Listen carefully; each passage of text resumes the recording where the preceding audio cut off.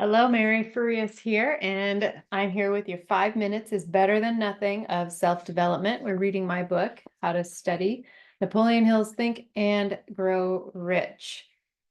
We are on page 60 in chapter 2 on desire. All of this thinking took place in my own mind, but I spoke of it to no one. Every day I renewed the pledge I had made to myself not to accept a deaf mute for a son. As he grew older and began to take notice of things around him, we observed that he had a slight degree of hearing. When he reached the age when children usually begin talking, he made no attempt to speak. But we could tell by his actions that he could hear certain sounds slightly. That was all I wanted to know. I was convinced that if he could hear even slightly, he might develop still greater hearing capacity. Then something happened which gave me hope. It came from an entirely unexpected source. We bought a Victrola. When the child heard the music for the first time, he went into ecstasies and promptly appropriated the machine. He soon showed a preference for certain records, among them, It's a Long Way to Tipperary. On one occasion, he played that piece over and over for almost 2 hours, standing in front of the Victrola with his teeth clamped at the edge of the case. The significance of this self-formed habit of his did not become clear to us until years afterward, for we had never heard of the principle of bone conduction of sound at that time. Shortly after he appropriated the Victrola, I discovered that he could hear me quite clearly when I spoke with my lips touching his mastoid bone, or at the base of his brain.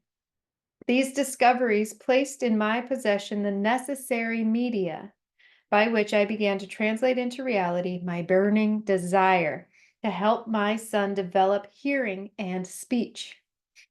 By that time, he was making stabs at speaking certain words. The outlook was far from encouraging, but desire backed by faith knows no such word as impossible. Having determined that he could hear the sound of my voice plainly, I began immediately to transfer to his mind the desire to hear and speak. I soon discovered that the child enjoyed bedtime stories, so I went to work creating stories designed to develop in him self-reliance, imagination, and a keen desire to hear and to be normal. So Napoleon Hill, in his recantation of his experience with his son, is so great.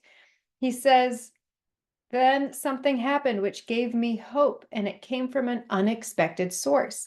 And this is what happens when we have a burning desire, something that we truly, truly desire, and we're imagining it and we're sending off our image of it to the universe.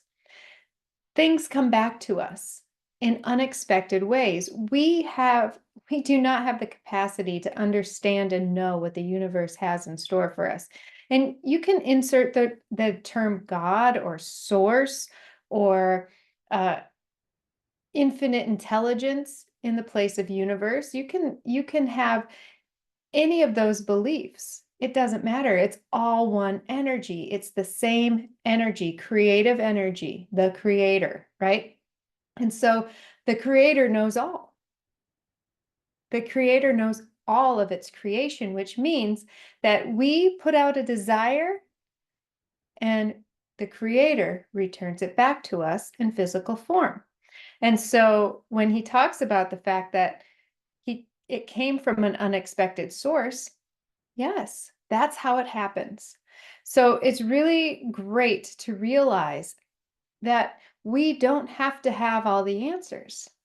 We can have a burning desire, and when we have that faith, the knowing that the answer is out there, that is half the battle. That is half of reaching the desired outcome. When we desire something and know that the answer is out there, then we pave the way for it to come to us. in unexpected ways. So think about that and know that when there is a question, there is always an answer. When there's a problem, there's always a solution. Have a great day, everybody. I'll talk to you tomorrow.